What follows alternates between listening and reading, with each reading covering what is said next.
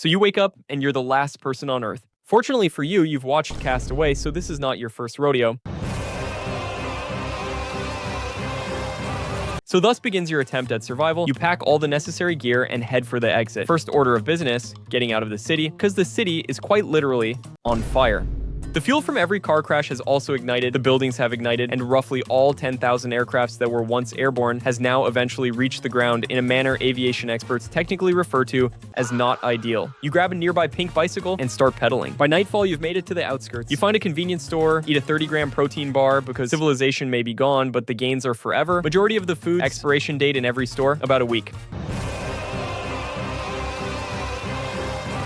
The reality of the situation is starting to set in, and by reality we mean the power is now going out. Modern power grids are not designed to run themselves. They need people monitoring them, adjusting them, keeping everything balanced. Without that, they start failing within hours. By this point, most of the world's coal, gas, and oil plants have simply run out of fuel or shut themselves down, and the ones that haven't are about to. Nuclear plants are a different story. They're designed to automatically shut themselves down in an emergency to avoid meltdowns, which sounds reassuring until you find out that automatic shutdown and completely safe are not the same thing. The shutdown process still requires electricity, but said electricity is also going out, which is the engineering equivalent of discovering your parachute only works after you land. You don't know any of this yet. You're focused on finding somewhere with power still running, because power means refrigeration, and refrigeration means food that isn't a 30-gram protein bar. Some renewable energy plants onto solar, wind, hydro are still running on autopilot and will be for a little while longer, so you pack up and head toward wherever the lights are still on. The highways are a mess but manageable if you stay focused and occasionally drive through someone's front garden. Fortunately, all insurance companies have been wiped from the face of the earth, traffic laws have become a mere suggestion, and Last Friday Night is on full blast. Morale remains at a surprising all-time high. However, this all-time high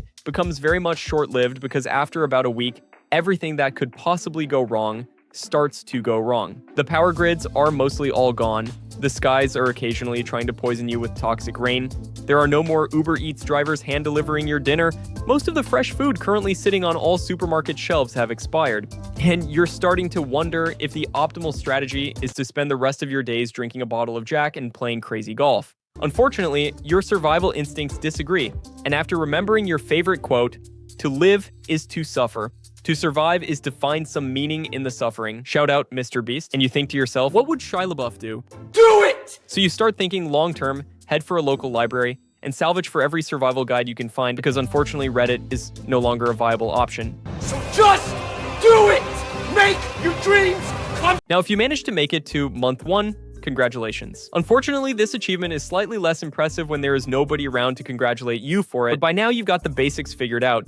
You have a settled base of operations, enough canned food, bottled water, and stolen vitamins from every pharmacy within a 20-mile radius to last for years. The survival part is actually going surprisingly well. The loneliness part, not so much. You haven't heard another human voice in almost a month. No conversations, no laughter, no neighbor deciding that 7 a.m. is the perfect time to start drilling holes in a wall. Nothing. For the first time in human history, you are quite literally and completely alone. Not great, and not because you need help surviving, but because eventually you start wondering what exactly you're surviving for. So naturally, you decide to find a companion. Ideally not a volleyball, but we'll cross that bridge if we need to. ¡Wilson!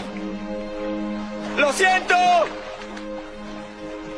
¡Lo siento, Wilson! Fortunately, you've seen many stray dogs during your supply runs across town. You've tamed a T-Rex in Ark before, so taming a dog should be a light layup. Unfortunately, this challenge requires the dog actually wants you back, and the first dog runs away immediately. The second dog tries to bite your hand, and the third dog skips the formalities entirely and goes straight for the nuts. It's safe to say there are now 2 reasons you'll now never have any kids. But eventually, though, one sticks around. Not because you've formed some deep emotional connection or whatever, but mostly because you've accidentally become the only reliable source of food left in the area, and honestly, you'll take what you can get. The dog doesn't talk much. In fact, the dog contributes almost nothing to most conversations. But for the first time in a month, there is another living thing waiting for you, and somehow that makes all the difference. By year 1, you've become surprisingly good at being the last person on Earth.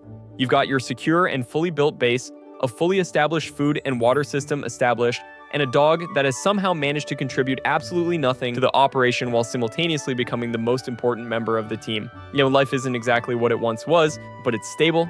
The problem, however, is that while the last of mankind has been adapting to this new world, the world has been adapting to the absence of mankind. Grass is breaking through pavement, vines are climbing buildings, entire parking lots are slowly turning into fields, and every week there seems to be slightly less concrete and slightly more forest. Humanity spent thousands of years trying to convince nature to stay in designated areas, and nature has apparently spent the last year reclaiming. Wildlife has also started to flourish. At first it was just the birds, then came the deers, then eventually entire groups of species started wandering the streets. Some adapted surprisingly well. Smaller dogs seem completely unaffected by the collapse of civilization and continue operating entirely on confidence and poor decision making, and every zoo animal on Earth is now running free. Most of the animals don't travel too far, which is reassuring up until you come across a suspiciously large-looking upright dog standing outside a rundown Walmart looking just as confused as you are. The city now looks almost unrecognizable, and you are now the only human alive to not have to imagine what it would be like to play The Last of Us in real life. Luckily for you, God decided to show you mercy and leave the zombie factor for next season.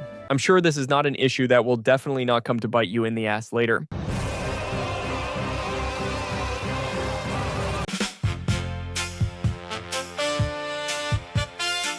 Officially 20 years later, and you've completely stopped expecting somebody to come rescue you. Luckily, nothing so far has even once come close to actually killing you yet.